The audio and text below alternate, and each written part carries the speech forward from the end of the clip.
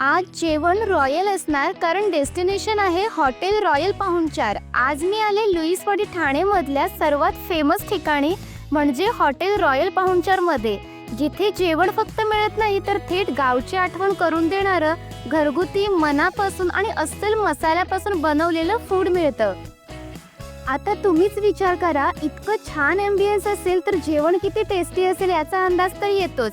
आज मी ट्राय केलं काळा मसाल्यामध्ये बनवलेलं सुकं मटण. मसाल्याची दरवळ, मटणाचा नरमपणा, खरंच चव अगदी अप्रतिम होती.